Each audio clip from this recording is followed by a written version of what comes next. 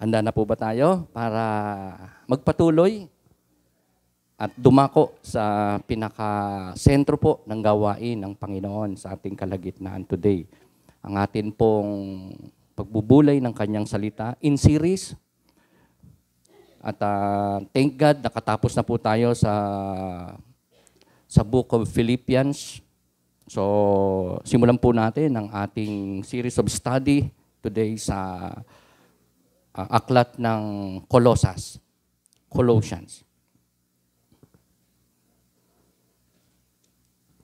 Meron po tayo mga available Bibles. Kung wala na po, makibasa na lang po tayo sa ating katabi. It's so important na meron din po tayong visual.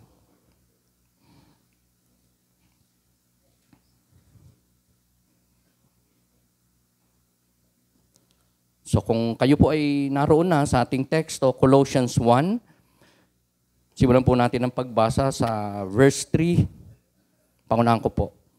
Ang segment title po nito, Panalangin ng Pasasalamat. Talatang 3, tuwing ipinapanalangin namin kayo lagi kaming nagpapasalamat sa Diyos sa Ama ng ating Panginoong Jesucristo. Sapagkat nabalitaan namin ang inyong pananalig kay Kristo Jesus at ang inyong pag-ibig sa lahat ng hinirang ng Diyos. Dahil sa pag-asang makakamtan ninyo na inihanda para sa inyo sa langit. Nalaman ninyong tungkol sa pag-asang ito nang ipangaral sa inyo ang salita ng katotohanan, ang magandang balita na dumating sa inyo. Ito'y lumalaganap at nagdadala ng pagpapala sa buong daigdig tulad ng nangyari sa inyo mula nang marinig at maunawaan ninyo ang katotohanan tungkol sa kagandahang loob ng Diyos. Natutunan ninyo ito kay Epaphras, ang aming kamanggagawa, isang tapat na lingkod ni Kristo at kinatawan ninyo. Sa kanya namin nalaman ang inyong pag-ibig na naaayon sa Espiritu. Kaya't mula nang marinig namin ito, patuloy naming idinadalangin sa Diyos na sana'y ipaunawa niya sa inyo ng lubusan ng kanyang kalooban sa pamamagitan ng karunungan at pangunawang kaloob ng Espiritu.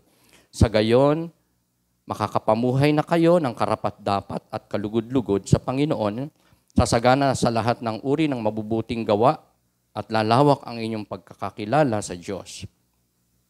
Idinadalangin din naming patatagin niya kayo sa tulong ng kanyang dakilang kapangyarihan upang inyong matiis na masaya at may pagtiyatyaga ang lahat ng bagay. Lagi kayong magpasalamat sa Ama sapagkat minarapat niyang makabahagi kayo sa mga pangako ng Diyos para sa mga hinirang na nasa liwanag. Iniligtas niya tayo sa kapangyarihan ng kadiliman at inilipat sa kaharian ng kanyang minamahal na anak. Sa pamamagitan niya ay napalaya tayo, sa makatwid ay pinatawad ang ating mga kasalanan sa pamamagitan ng kanyang dugo. Talatang 15, si Kristo ang larawan ng Diyos na di nakikita, siyang panganay na anak at pangunahin sa lahat ng mga nilikha. Sapagkat sa pamamagitan niya ay nilikha ang lahat ng nasa langit at nasa lupa, nakikita man o hindi, pati ang mga espiritual na kapangyarihan, paghahari, pamamahala at pamumuno. Ang lahat ay nilikha ng Diyos sa pamamagitan niya at para sa Kanya. Siya ang una sa lahat at ang buong sansinukob ay nananatiling nasa kaayusan sa pamamagitan niya. Siya ang ulo ng iglesia na kanyang katawan. Siya ang pasimula, siya ang panganay na binuhay mula sa kamatayan upang siya'y maging pangunahin sa lahat. Sapagkat minarapat ng Diyos na ang buo niyang kalikasan ay manatili sa anak. At sa pamamagitan ng anak, niloob ng Diyos na ang lahat ng bagay, maging sa langit o sa lupa, ay ipagkasundo sa Kanya. Nakamtan ang kapayapaan sa pamamagitan ng dugo ng Kanyang anak na inialay sa krus. Dati kayo'y malayo sa Diyos at naging kaaway niya dahil sa inyong paggawa at pag-iisip ng masasama. Ngunit naging tao ang anak ng Diyos at sa pamamagitan ng kanyang pagkamatay ay ipinagkasundo niya kayo sa Diyos. Nang sa gayon ay maiharap niya kayong banal, walang kapintasan at walang dungis. Subalit kailangan ninyong manatiling tapat at matatag sa inyong pananampalataya at huwag pabayaang mawala ang pag-asang dulot ng magandang balita na inyong narinig. Niloob ng Diyos na akong si Pablo ay maging lingkod para sa magandang balitang ito na ipinangangaral sa lahat ng tao sa buong daigdig. Ito po ang mga pinagpala at mapagpalang salita ng atin pong Panginoon. Bahagi ko po sa inyo today ang isang topic na pinamagatan ko po na the preeminence of Christ. The preeminence of Christ. Ang ibig sabihin po ng preeminence ay supremacy o kaya ay pagrurule, paghahari, pamamahala. Yan po ang ibig sabihin ng preeminence. So, in the whole Bible, not just in our passage today, nakita po natin ang preeminence ng Panginoon. Sa creation, sa kanyang mga nilikha, siya ang namamahala sa lahat ng bagay na nakikita natin sa ating paligid, may buhay man o wala. Sa kalawakan, siya po ang namamahala sa pag-inog ng mundo, okay, sa mga paggalaw ng mga iba't ibang mga bagay sa outer space, sa mundong ito, sa buhay ng mga halaman, hayop, even ng tao. Merong preeminence ang atin pong Panginoon. Sa magandang balita na atin pong binasa, narinig, tinanggap sa ating mga puso, ang preeminent din na makikita natin ay walang iba kundi ang Panginoong Hesukristo. Sa katubusan ng tao sa kasalanan at sa buhay ng isang iglesia, kagaya po natin. Iglesia ng Diyos sa iba't ibang dako, sa buong mundo, ang preeminent, ang supreme, ang nagro-rule at nagre-reign ay ang Panginoong Hesukristo. So, the question na sasagutin po natin para masagot ng atin pong passage is that in what ways can we see the supremacy or preeminence of Christ in the lives of the believers? Kasi sa atin pong passage, si Apostol Pablo po ay sumulat sa mga taga-Kolosas, sa mga mananampalataya po doon, wherein siya po ay nasa kulungan sa Rome. At tignan natin kung paano po ipinakita o sa paanong paraan natin makikita ang supremacy ng Diyos sa buhay po ni Apostol Pablo, ng kanyang mga kamanggagawa, even so ng mga totoong mananampalataya sa lugar na ito ng Colossae. So ang una po nating makikita na paraan o ways o pruweba na ang Panginoong Jesucristo ang supreme sa buhay ng mananampalataya ay walang iba kundi sa area po ng thanksgiving, sa pagiging mapagpasalamat o sa mga pasasalamat na ginagawa ng mga mananampalataya. Especially sa ating passage, si Apostol Pablo, kasama niya ang ilang mga manggagawa kung saan siya po naroroon. Sapagkat kung babasahin ko po uli, sa English, yan po yung nakasulat. In-emphasize ko po yung word na thank. Sabi po ni Apostol Pablo, we. So may mga kasama po siya. Kung saan siya naroroon, ang isa na pong kasama niya dito ay si Timothy and other workers na nagsusupport po sa kanya. Nasa tabi niya, abang siya po ay nakakulong. Sabi niya, we always thank God, the Father of our Lord Jesus Christ, when we pray for you, because we have heard of your faith in Christ, Jesus, and of the love you have for all God's people. So, dyan po ay mapapansin natin yung word na thank. Okay, so si Apostol Pablo po ay isang lingkod ng Diyos na mapagpasalamat. May ipinagpapasalamat sa Diyos. Hindi lang yung kanyang mga katagumpayan, yung kanyang mga tinatanggap na gift from other believers, kundi man din yung mga magagandang bagay na nakikita po niya sa iba. Lalo na po sa mga mananampalataya dito po sa lugar ng Colossae.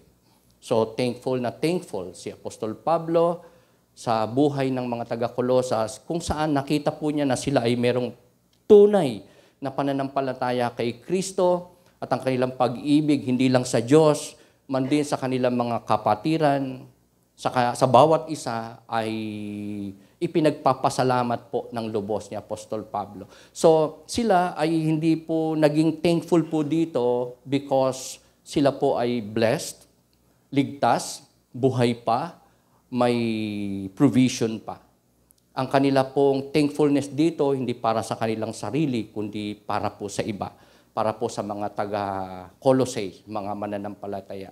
So yung pong nakita ni Apostol Pablo na faith kay Kristo at pag-ibig ng mga taga-Colossae sa mga believers na kasama po nila, ay galing po sa kanilang pag-asa sa paghahari o kaharian ng Panginoon. Ito ay nagmula sa mga salita ni Kristo na kanila pong naunawaan, tinanggap, isinapuso, at ipinapamuhay. That is why meron po silang genuine na faith, growing faith, matatag na pananampalataya, at pag-ibig na somewhat unconditional para sa kanila pong mga kapatid sa pananampalataya.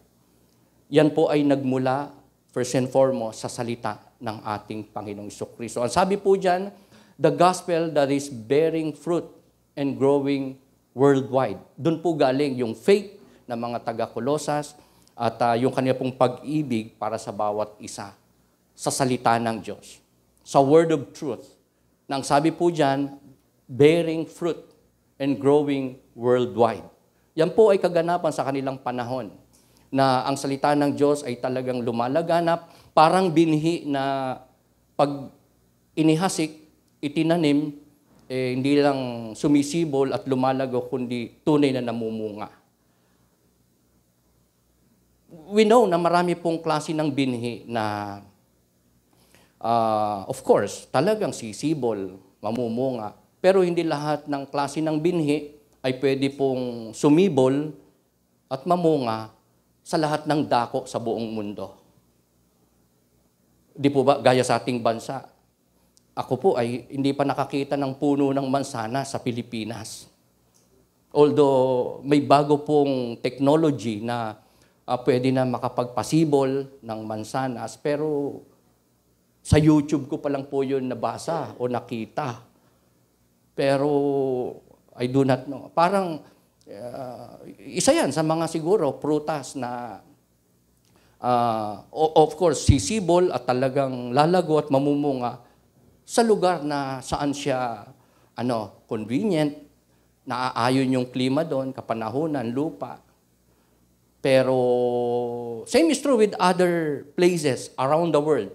Meron din naman silang mga seed na hindi pwedeng may mga seed tayo na hindi pwedeng at itanim din sa kanilang lugar. Hindi akma, hindi aakma. So, since kinumpara dito, mga kapatid, ang salita ng Diyos, word of truth, na pinagmulan ng pananampalataya at pag-ibig na meron ang mga Colossian brothers sa bawat isa at sa iba pang mga mananampalataya, anywhere they are, bearing fruit and growing worldwide. So, ito lang yung parang masasabi natin na binhi na talagang pwedeng ihasik, itanim, sumibol, lumago, and most of all, mamunga saan mang lugar o panig ng mundo. It is but just the Word of God. Salita lang ng Diyos. Because any plant, seed, hindi po ganun eh. Hindi pwedeng sumibol sa lahat ng dako. Mamunga sa lahat ng dako sa buong mundo. Ito lang ang seed. Kaisa-isa na pwedeng itanim, ihasik, sumibol, lumago, mamunga. Di ba? Kaya nga may mga mananampalatayang itim, puti, singkit, di ba? Mga dilaw, iba-ibang klaseng tao. Sa buong mundo ay meron pong naliligtas, meron pong napagpapala ang Diyos through His Word sa seed ng katotohanan, salita ng ating Panginoong Hesukristo. Pwede ba natin palakpakan ang salita ng Diyos? The only seed na talagang mamumunga, lalago, sisibol, at magiging kaligtasan po ng lahat ng uri ng tao.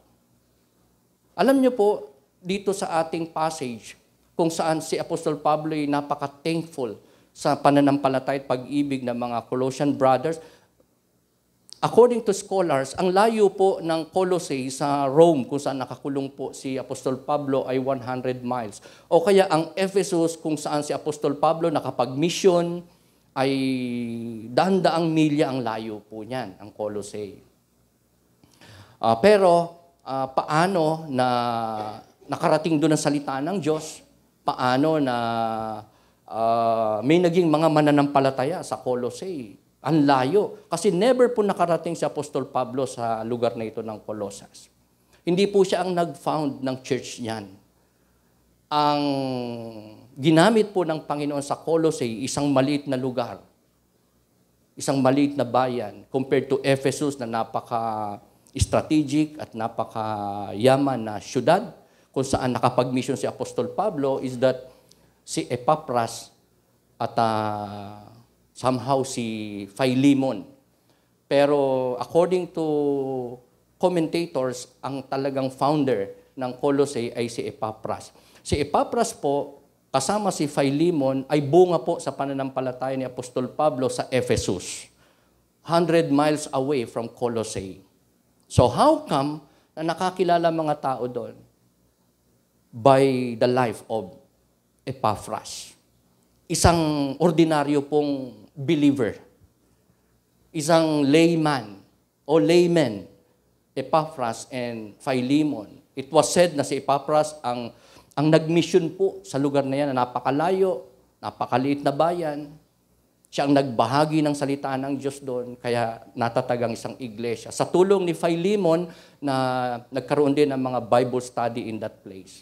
So, meaning, mga kabatid, itong dalawang tao na to, especially Epaphras na ginamit ng Panginoon ay hindi po mga super apostle gaya ni Apostol Pablo, hindi po sila pastors, hindi po sila mga full-time workers. Ordinary believer, nakakilala, laymen, pero ginamit ng Panginoon, nagpagamit po sa ating Panginoon. Nakapag-establish sila ng isang iglesia sa dako po ng Colossae. So sa ating kalagitnaan, sa ating kapanahon, sa ating buhay, it doesn't need na magkaroon pa tayo ng mga maraming training, knowledge. Of course, importante po yung equip tayo, pero para magamit ng Panginoon, even so sa most likely sa pag-share ng Word of God, pag-evangelism, pag-win ng soul, hindi na kailangan ang sobrang mga titulo, mga natapos, narating, o grabing kakayanan. Because these people, Epaphras and Philemon, ay ordinary believers, laymen. Pero ginamit sila ng ating Panginoon. So sa ating panahon, hindi natin kailangan siguro ng masyadong maganda o malaking building na sarili natin para lang makawin tayo ng maraming kaluluwa o kaya makapag-establish tayo ng isang church somewhere else. May maging mga mananampalataya out there. Hindi na kailangan ng mga lingkod ng Diyos ngayon o iglesia na magkaroon pa ng malaking mga affiliations sa iba't ibang organization o extended na ministeryo na malaki to ensure na sila ay magagamit ng Panginoon o makakapag-establish ng gawain o iglesia ng Panginoon in some other places. Because Epaphras and Philemon were just ordinary laymen, believer, maybe such as you and me. So, yan po yung una na makikita po natin in our passage na paraan o pruweba na ang mga lingkod ng Diyos, Apostol Pablo, kasama ang kanya po mga kamanggagawa, ay naghahari ang Diyos sa kanilang mga buhay. Supreme si Kristo sa kanilang mga buhay because they were so thankful sa Panginoon. Hindi sa kanilang sarili, kundi man din sa buhay po ng iba. Sa pagpapala na meron ang iba, especially spiritual blessing. Ganyan po ba tayo? Thankful tayo hindi lamang sa ating mga blessings, sa kung ano meron tayo, kundi sa mga blessing ng iba sa ating paligid. Hindi ba tayo nakakaramdam ng insecurity, ng inggit, o masaya ba tayo o galit ba tayo pagka sila ay maayos ang kalagayan? Ayan, si Apostol Pablo po ay makikita natin, believers, in our passage ay pinaghaharian talaga ni Kristo. Supreme si Kristo sa kanila. preeminent si Christ sa kanila because they were so thankful. At malawak po yung kanilang thankfulness because of their love and faith sa Panginoon. And even so, because of the love and faith na meron ng iba sa kanila pong mga buhay. Kasama man nila o hindi, thankful po sila sa ating mga kapatid at sa meron po sila mga pagpapala. Ang pangalawa po na paraan, way, kung paano po natin nasabi na preeminent si Kristo, supreme si Kristo, naghahari si Kristo sa buhay po ng mga mananampalataya, especially Apostle Paul and his co-workers, is by means or by way of intercession. Ang synonym po dito ay prayer, pananalangin, pagpipray over, pag-intercede, pagpipray in behalf of others. Kasi sa verse 9 to 14, if I may read, sa English naman, ito po ang sabi dyan.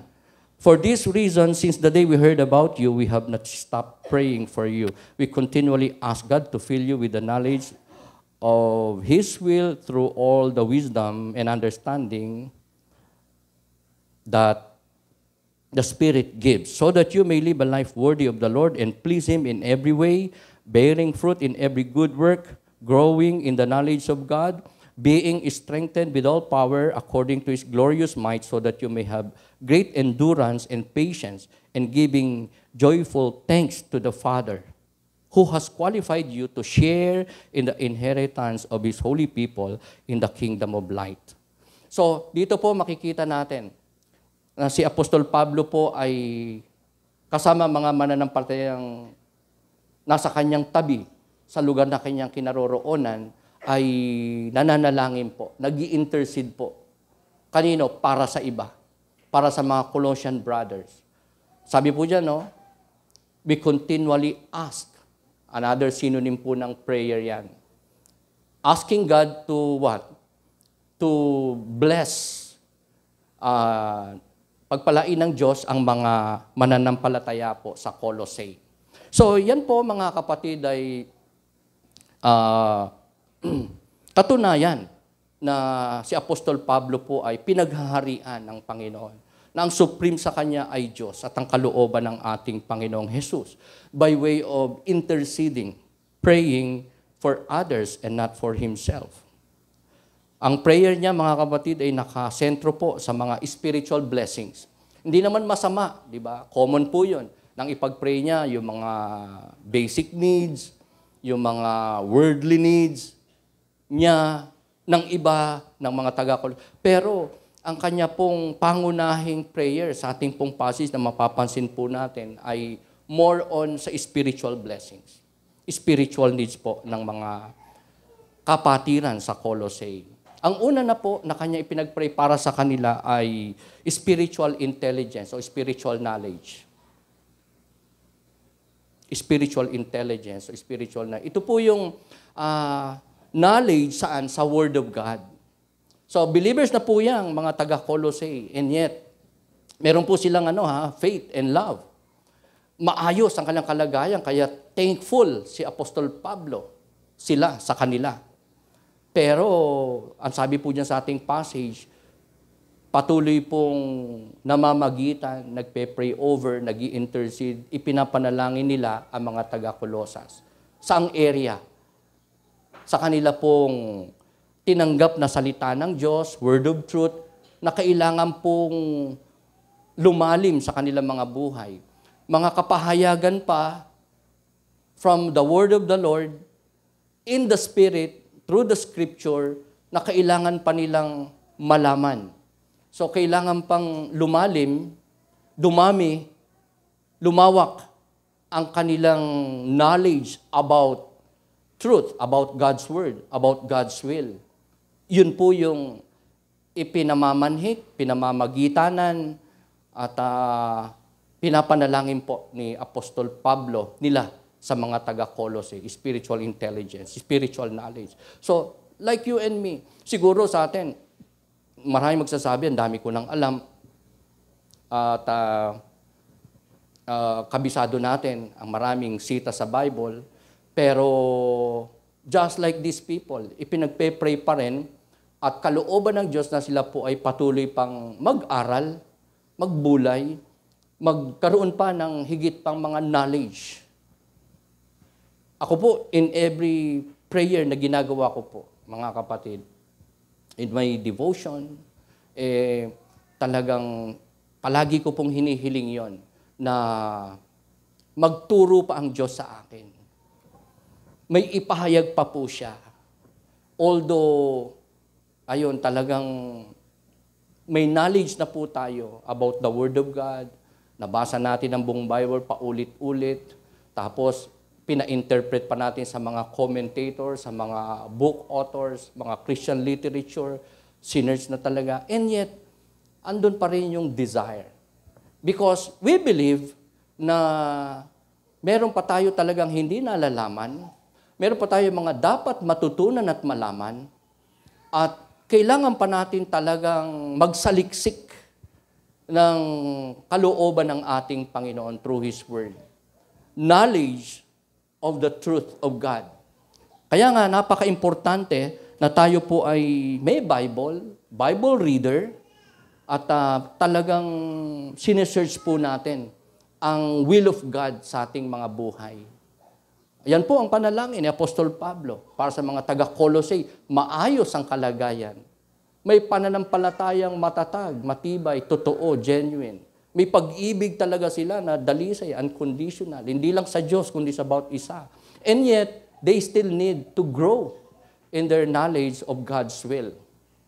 Kaya nga kung tayo tumigil na sa Bible reading, so, paano po natin masusumpungan yung spiritual intelligence?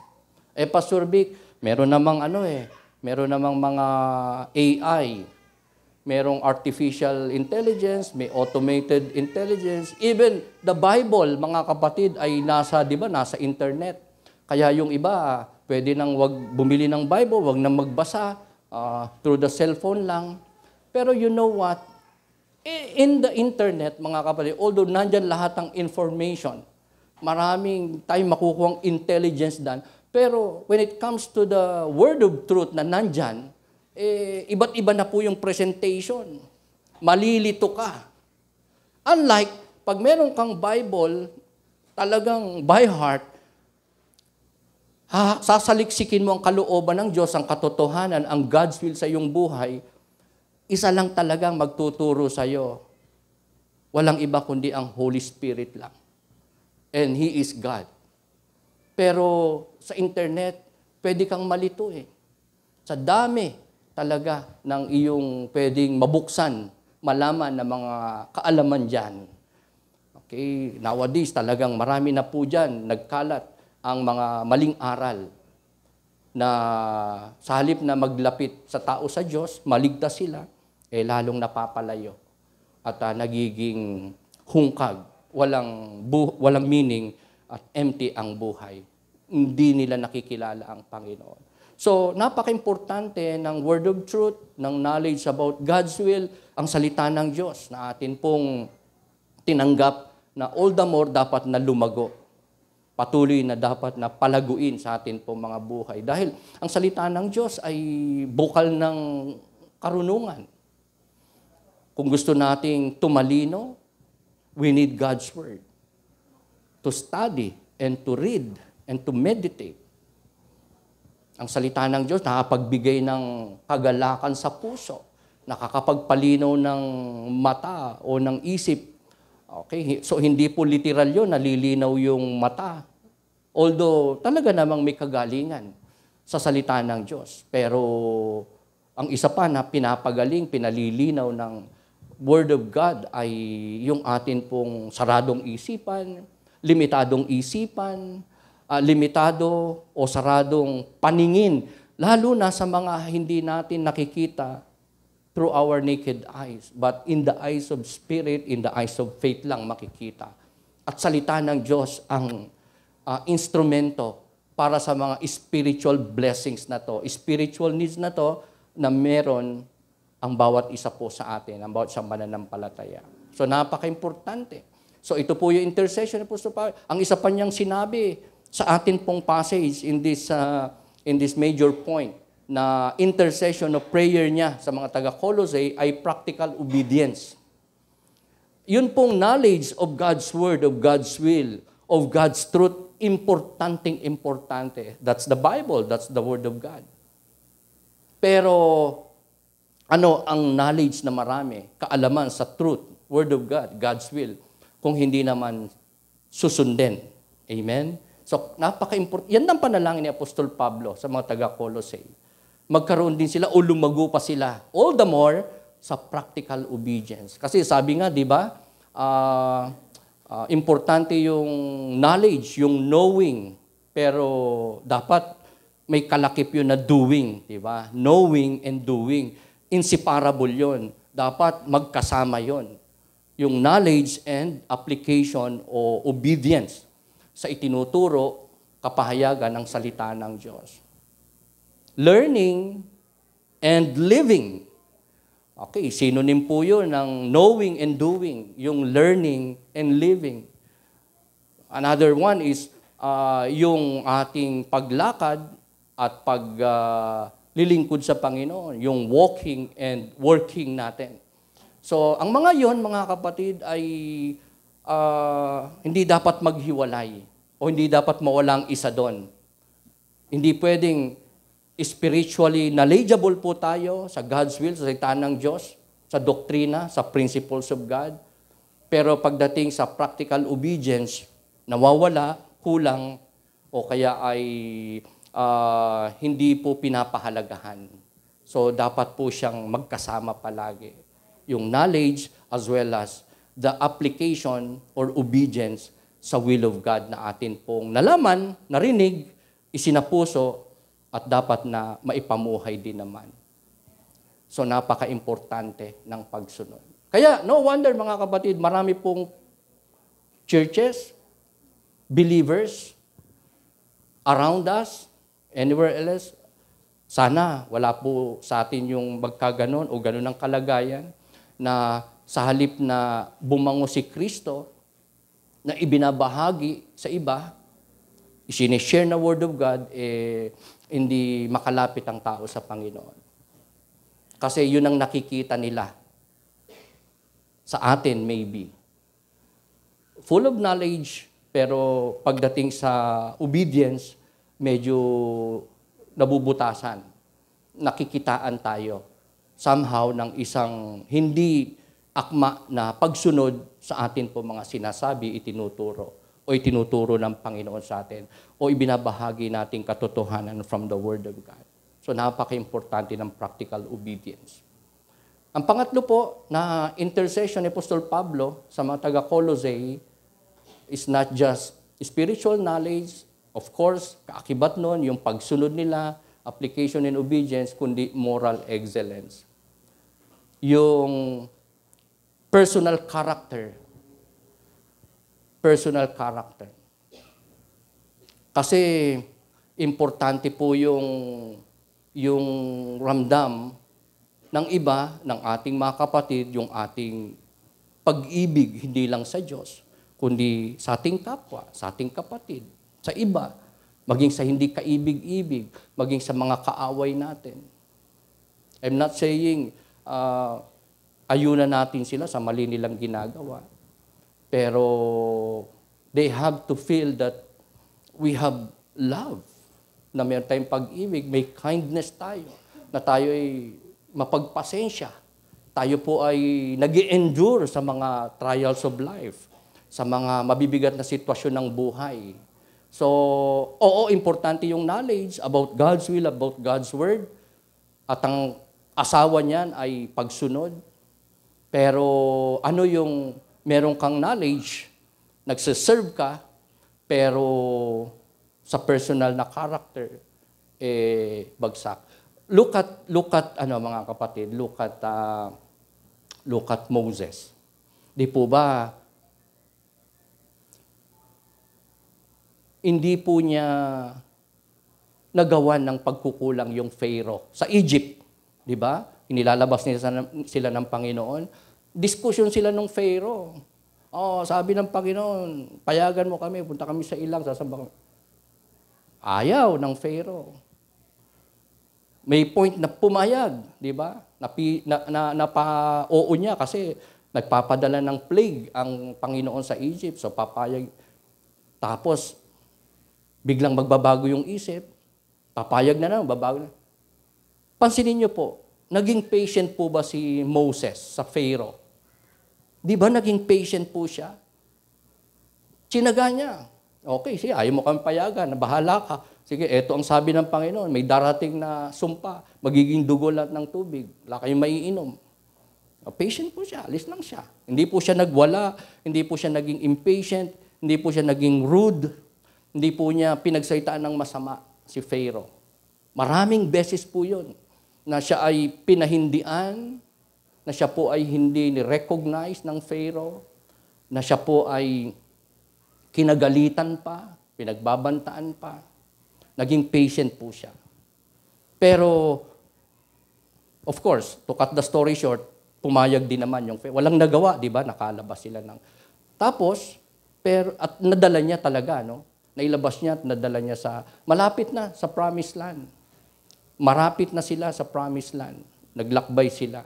Pero, di ba, at one point, naging impatient si Moses. Naging impatient siya kanino? Sa mga Israelites. Kaya nga hindi siya nakapasok sa promised land. Kasi naging impatient siya, nawalan siya ng patience. Hindi siya nag-endure sa mga pagsubok. Di ba? May inutos sa kanya, kausapin niyo yung bato at aagos ang tubig kasi kailangan niya. Pero hinampas niya. Meron siya nagalit siya sa mga Israelites. Sa kanila mga katigasan ng ulo, pagsuway, hindi pagsunod sa Panginoon. Naging impatient siya. So, what I'm saying is that minsan sa buhay ng mga Kristiyano, ganon. Sana hindi po tayo maging ganon na nagiging marami tayo alam, tapos patient tayo sa church, pero sa pamilya, sa asawa, sa anak, sa relatives, o sa ibang tao, impatient tayo. Nawawalan tayo ng pasensya, pag-unaw, pagmamahal. Hindi tayo makapag-endure. So, moral excellence is so important. Napaka-importante nung pagsunod, and most of all, ng character. According to Apostle Paul, na kanyang prayer, intercession, kahilingan sa Diyos para po sa mga taga-Kolosas, that as of the moment, maganda ang kalagayan. May faith, may love, sila po'y supportive, name it. And yet, may kailangan pa silang matanggap, magawa, na nagmumula sa Panginoon. Ito po, spiritual knowledge, practical obedience, and moral excellence. Ang pangatlo po na way kung paano po natin nakita ang preeminence o supremacy ni Kristo sa buhay po ng mga mananampalataya gaya po ni Apostol Pablo, Timothy, Epaphras, and other believers in this passage is their proclamation. Yung kanilang mga ipinapahayag, ipinopropagate, itinuturo, sinasabi, ipinapaalam, ina-announce sa mga tao. Kasi sabi po dyan, for He has rescued us from the dominion of darkness and brought us into the kingdom of the Son He loves, in whom we have redemption, the forgiveness of sins. The Son is the image of the invisible God, the firstborn over all creation. For in Him all things were created, things in heaven and on earth, visible and invisible, whether thrones or powers or rulers or authorities, all things have been created through Him and for Him. He is before all things, and in Him all things hold together. And He is the head of the body, the church. He is the beginning and the firstborn from among the dead, so that in everything He might have the supremacy. For God was pleased to have all His fullness dwell in Him, and through Him to reconcile to Himself all things, whether things on earth or things in heaven, by making peace through His blood shed on the cross. Once you were alienated from God and were enemies in your minds because of your evil behavior. But now, He has reconciled you by Christ's physical body through death to present you holy in His sight, without blemish and free from accusation. If you continue in your faith, established and firm, and do not move from the hope held out from the gospel. This is the gospel that you heard and that has been proclaimed to every creature under heaven, of which I, Paul, have become a servant. So, isinulat po ni Apostol Pablo sa mga taga-Kolosas, at sa ating panahon, binasa natin, binubulay mga kapatid, that on this point ay sinasaysay po ni Apostol Pablo ang preeminence o supremacy ng Diyos. So sa ating buhay, it's the same.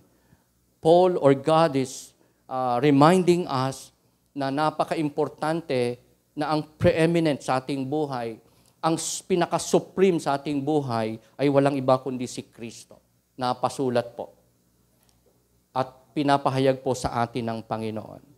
At sinabi niya dyan kung bakit dapat maging preeminent, dapat maging supreme si Kristo sa buhay ng mga taga-Kolosas as well as to you and me. Kasi ang sabi po dyan, Christ is the Savior. Christ is the Savior. Si Kristo ang tagapagligtas, siya yung deliverer, siya yung redeemer. So, ang isang tao na mananampalataya kay Kristo bilang Panginoon tagapagligtas ng kanyang kaluluwa ay tunay na makakasumpong ng kaligtasan ng kanyang kaluluwa. Ang sabi po dyan sa ating passage ay inilipat na kayo, sabi ni Paul sa mga taga-Kolosas, from darkness to light. So, na-deliver po sila sa bondage of sin, sa kasalanang dala nila, meron sila at magdadala sa kanila sa impyerno. Pero dahil sa pagkilala nila kay Kristo bilang Panginoon tagapagligtas, nawalan ng kapangyarihan yung kasalanan. At ang kasalanan nila ay pinatawad. So ganyan po ang mangyayari sa sino mang kay Kristo mananampalataya bilang Panginoon tagapagligtas. Ang iyong kasalanan ay mababayaran, mapapawi, magkasala ka man bukas makalawa, pero kung ikay mananampalataya ni Kristo, hindi ka na madadala ng iyong kasalanan sa impyerno. At ang kasalanan mo may kabayaran na, binayaran na ni Kristo ng kanyang dugo sa krus ng Kalbaryo. So that makes Christ your deliverer, our deliverer. Ang ating nag-transport sa atin sa isang hindi magandang kalagayan, enemies of God, child of the devil, sinner, bound to hell, condemned, into a blessed position in Christ, kalalagayan before God, dahil nanampalataya tayo. Na tayo ay mga anak na ng ating Panginoon. May buhay na walang hanggan. Tinubos na tayo, binayaran ni Kristo yung ating mga kasalanan. Tayo po ay sa harapan ng Diyos, banal. Anak ng Diyos, katanggap-tanggap, karapat-dapat. Sinabi rin ni Apostol Pablo dyan, kung bakit dapat maging preeminent si Kristo sa buhay nila, buhay natin, it's that because Christ created them. Christ created you and me. Sabi sa katabi mo, hindi tatay mo lumikha sa'yo. Parang hirap sabihin, ano? Ayan.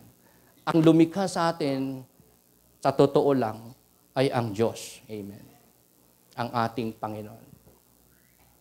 Si Kristo ang may lalang ng lahat. Ang sabi pa dyan, He existed before creation. So wala pang lahat ng bagay na nakikita natin sa kalawakan, sa mundong ito, sa paligid natin.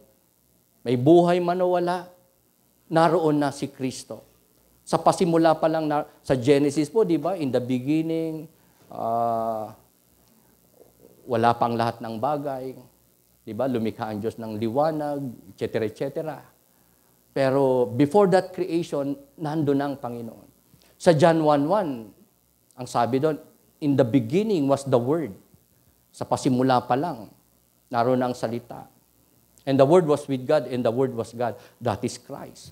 Si Kristo po yun. So si Kristo ay nag-e-exist na. Yan po ay salungat sa paniwala o turo ng iba na si Kristo tao lang, siya ay propeta lang, siya ay mabuti at gifted lang na guro. Pero dito po, sinasabi ni Apostol Pablo na si Kristo ay hindi lang Savior, Creator pa, nag-e-exist siya even before the time began, creation of all things.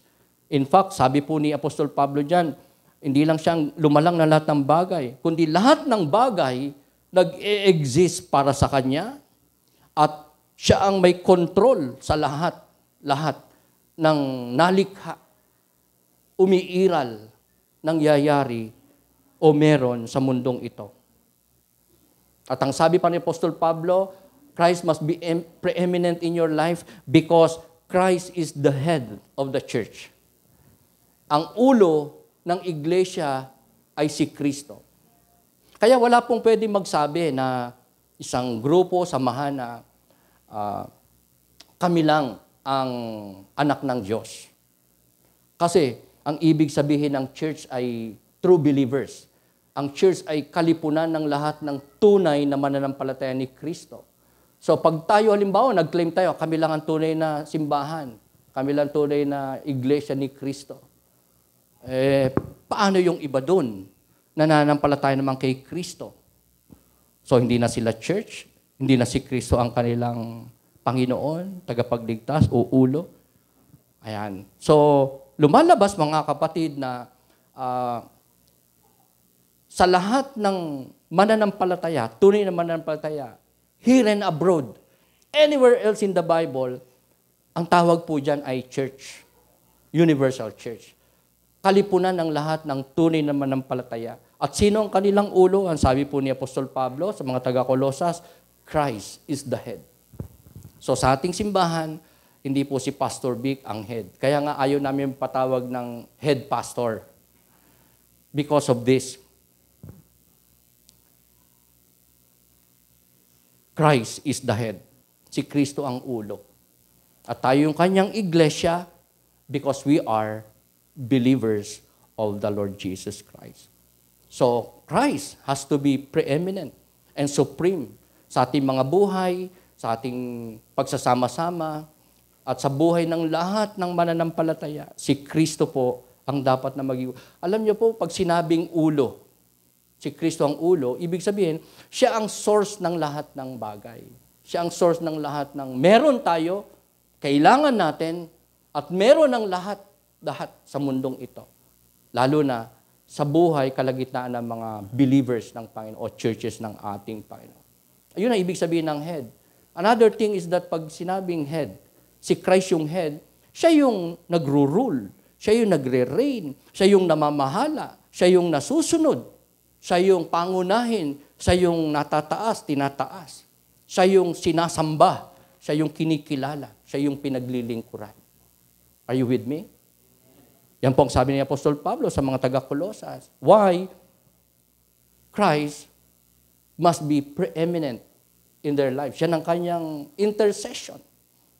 Yan ang kanyang proclamation. Yan ang kanyang ipinagpapasalamat. At sabi pa niya, Christ is the beloved of the Father. Si Kristo ang, ano ba sa Tagalog ang beloved? Pinakamamahal, pinaka-importante, kaisa-isang anak, di ba? Sa ating passage, ang sabi po dyan, okay, puntahan ko lang yung word na doon po sa ating passage.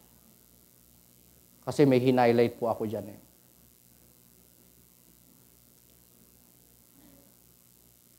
The word na fill, F-I-L-L, nasan ba yun? Okay. Fill. Okay, hindi yata na-highlight. Pero, ang sabi ni Apostol Pablo, Christ as the head, siya ay pinuspos ng Ama, the beloved, sabi niya. Ang ibig sabihin nun, lahat ng meron ng Ama na kay Kristo o ibinigay niya kay Kristo. Di ba? Pinamahala ng Ama kay Kristo ang lahat-lahat ng bagay. Lahat ng meron ang Ama na kay Kristo, binigay kay Kristo. The fullness of God the Father ay na kay Kristo. Pansinin niyo mga kapatid, ang Diyos ba ay may kakayanan o may choice kaya siya na ibigay niya ang kanyang kakanyahan, kabuuan, fullness niya sa isang tao? Hindi po possible yun eh. Hindi siya deserving, una sa lahat, kung tao. However good that man is. Pero wala eh. Kulang eh. Kapos talaga eh. By nature, sinful ang tao. So limited, corrupt, and unacceptable before God. Kahit believer pa, hindi pa rin makakwalify eh, na pag-alayan ng Ama ng kanyang fullness, ng kanyang kabuuan, kaluwalhatian, lahat ng lahat-lahat. Hindi qualified. Only Jesus Christ ang qualified na kanyang pag-alayan, bigyan ng kanyang fullness, ng completeness. Bakit? Kasi si Kristo ay Diyos. Amen? Kaya nga, kaya ng Ama ibigay sa Kanya. Kaya na kay Kristo ang fullness of the Father. Kaya nga, meron silang co-equality, meron silang oneness, meron silang pagiging Diyos na pareho. Nagkatawang tao nga lang ang ating Panginoon. Pero before all things, siya po ay Diyos, nagro-rule, nagre-reign all over the earth and the universe, past, present, and future. And that, what it says. When Apostle Paul tells the Colossian brothers, Christ is the beloved of the Father. So si Kristo ay Diyos, Creator, Savior, Redeemer, Deliverer, Head of the Church, source of all that we have, source of everything that we need. Christ is everything sa ating mga buhay. Kaya kung si Kristo nasa iyo na, kumpleto ka na. Sabi mo sa katabi mo, hindi ka na kulang-kulang. Are you with me? If you have Christ, you are complete. Because you have everything. Because Christ has the fullness of the Father. Kaya napakagandang maging Christian, maging believer ni Christ. Maging preeminent and supreme si Kristo sa ating mga buhay. Amen? Sapagkat siya ang ating tagapagligtas, nilikha niya tayo, siya ang nagbayad ng ating mga kasalanan. At, di ba, binigyan niya tayo ng bagong buhay, bagong kalalagayan. At marami pa ang mga tinanggap natin at tatanggapin pa natin mula sa ating Panginoon. Bilang mananampalataya, lingkod, at recipient ng mga blessings na meron ng Diyos through Christ, our Lord and Savior. So, the question, life question na gusto ko pong iwan sa bawat sa atin as I close mga kapatid is this. Is Jesus Christ preeminent in your life? Si Kristo ba ay supreme na sa buhay mo? Siya na ba yung pinakamahalaga talaga sa buhay mo? Siya ba yung preeminent sa buhay mo? Kasi kung ating sisiyasatin ang ating sarili, pwede po nating ma-check. Kung si Kristo ba talaga ang preeminent sa ating buhay, ang supreme sa ating buhay. Yan ay kung hindi mas malimit pa nating maalala o mapaluguran ang tao kaysa kay Kristo o sa Diyos. Kung saan tayo nakafocus, kung saan tayo mayroong pagnanasa, pita, pagpapahalaga, bagay man yan, tao, trabaho, negosyo, pamilya, asawa, anak, karir, gadgets mo, kung nandun ang pagpapahalaga mo, hindi pa preeminent. Talaga si Kristo sa ating buhay.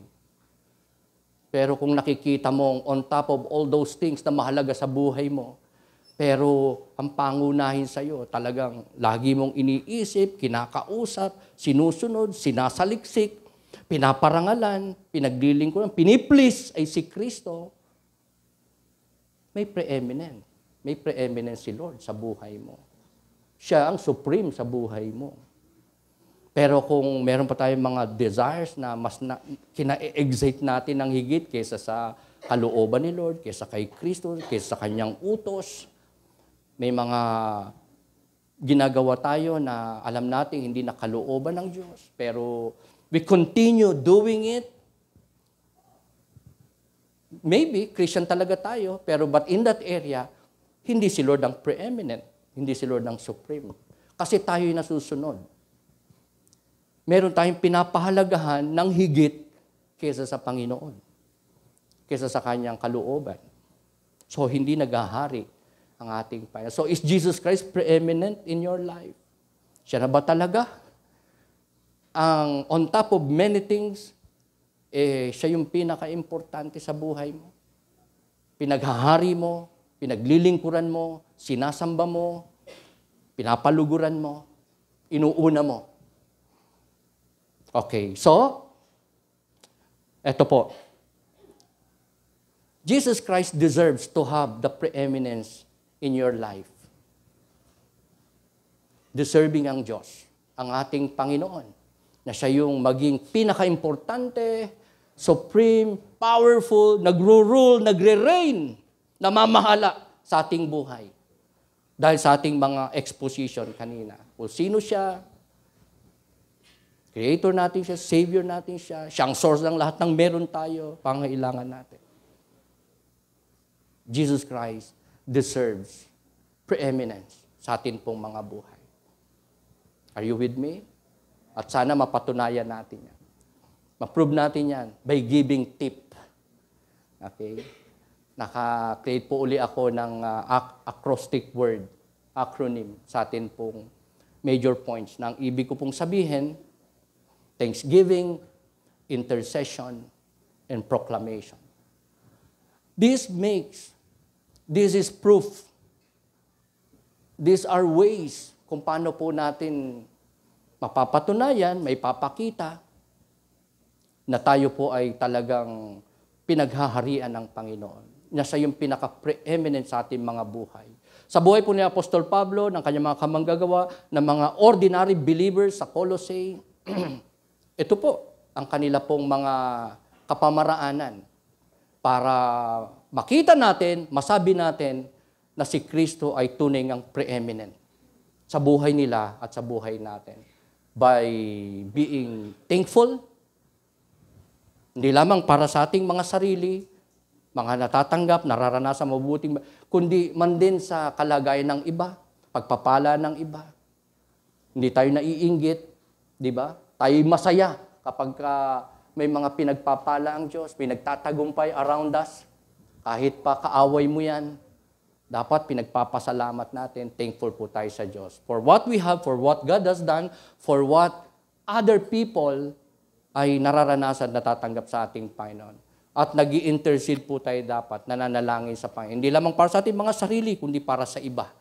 Amen? Para sa ating mga kapatid, pamilya, mga kasamahan sa trabaho, sa ating pamayanan, sa ating gobyerno, sa atin pong mga pangarap sa buhay. Ang lawak-lawak po ng mga kalooban ito ng Diyos na dapat po nating pahalagahan bilang paraan o pruweba na tunay ngang si Kristo sa atin po'y naghahari. At i-proclaim po natin siya. I-propagate natin ang kanyang salita. Amen? Pahayag natin si Kristo. Kasama ang ating pong sinseridad, ang ating pong personal commitment, devotion sa ating Panginoon Kristo.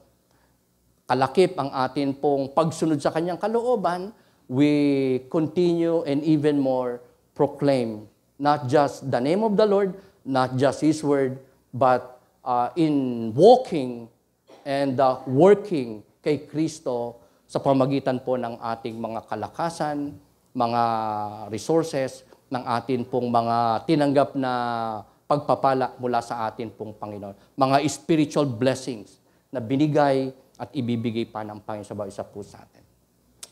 Sabi mo sa katabi mo, mag-tip ka. Okay. Ayan. Sino po sa atin mahilig magbigay ng tip? Di ba? Gusto natin siyang mapasaya. Gusto natin siyang i-bless. Di ba? Ayan. Ito po ang pwede natin gawin. Be thankful. Be prayerful. be an intercessory, and proclaim God and His Word in our lives and midst. That would make us a believer ng naghahari, preeminent, supreme, kayang Panginoong Hesukristo. Let's rise up and let's sing a song for our God. Salamat po, Panginoon, sa inyong mga salita. Salamat po na niremind nyo kami na kayo ang supreme, preeminent God sa aming mga buhay as our Savior, Creator, Provider, Deliverer, our Redeemer. Salamat din po dahil somehow na-gauge nyo po kami, Panginoon. Na-check nyo po kami sa ilang mga bagay na hindi po namin alam, hindi po namin nagagawa. Sa ilang mga kalooban po ninyo na nais po ninyo, Panginoon, mapasamin, magawa, masunod namin. Even so, maiwaksi po namin. To prove to you that you are the one who is preeminent and supreme sa amin po mga puso at buhay bilang believers po ninyo, bilang iglesia po ninyo. We seek your forgiveness, Lord. Nagkulang kami, not just in searching your will in the pages of the Scripture. Kami po ay mas madalas pa, mas mahabang oras nagugugol namin sa pagbabasa ng mga chats, ng mga iba't iba pong mga babasahin, aklat, libro, mga mensahe. But your word, Lord, na forsake namin. Lord, forgive us. Na hindi rin po kami consistently nagpe-pray, nag-i-intercede. Hindi namin nagagawang palagi na makipag-commune po sa inyo. May mga panahon pa nga, Lord, na pag lumapit kami sa inyo, may problema lang, humihiling lang, and we are no longer thankful to you. And we forget to intercede, to do this ministry na pruweba ng paghahari nyo sa mga buhay. Ang ilapit po ang iba sa inyo, pakilala kayo, Panginoon, sa iba. I-proclaim kayo ang inyong salita. Forgive us, Lord. Forgive us, Lord. Lord, we pray, empower us even more na sa mga kalooban yung ito, pinahayag sa amin, hindi namin malimutan. Kayo, as our God, Savior, Creator, Provider, Redeemer, and Deliverer. And that we may commit to you even more, Lord. Kami maging mas devoted pa sa inyo. Thank you for teaching us today. Thank you for rebuking us.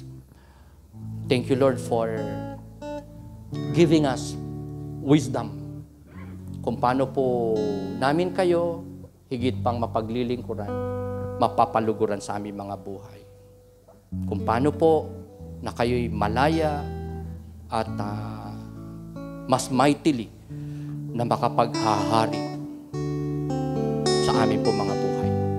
Maraming pong salamat, aming dakilang Diyos, kayo na pong basa-basa po sa amin. Bigyan nyo kami ng puso, Panginoon, na hindi po magiging emotional, sensitive sa ginagawa sa amin, naririnig namin, nasasabi sa amin, kundi sa boses mo, Panginoon, sa kalooban mo. Sa iyo kami makapag-focus, Panginoon. Huwag nyo kaming hayaan po na maging envious, insecure, magtanim ng sama ng loob, ng galit. Panginoon, tulungan nyo kami na maging matatag sa pananampalataya sa iyo, Panginoon.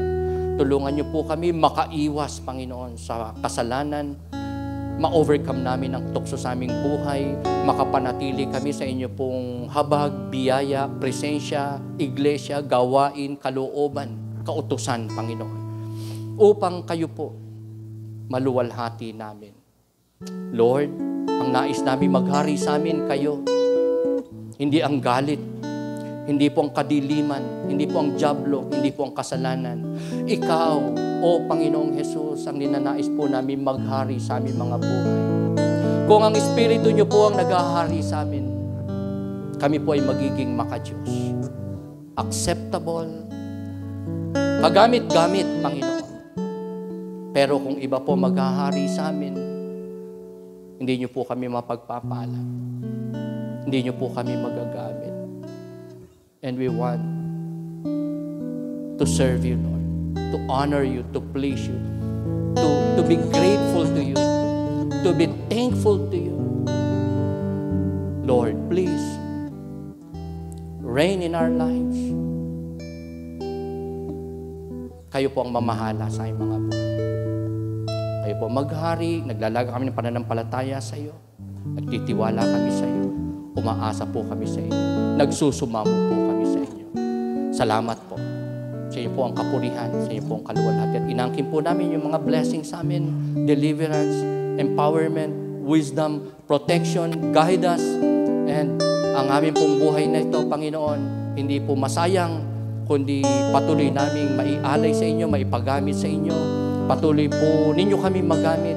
Patuloy nyo kami, Panginoon, na maging kaluguran at kaluwalhatian in everything we do or say, in everything we plan or think, in everything that na amin pong hahawakan, gagawin, magiging passion, magiging habit, magiging activities, magiging priorities in life. May it be all for your glory. May it be in accordance to your sovereign will sa aking pong mga buhay.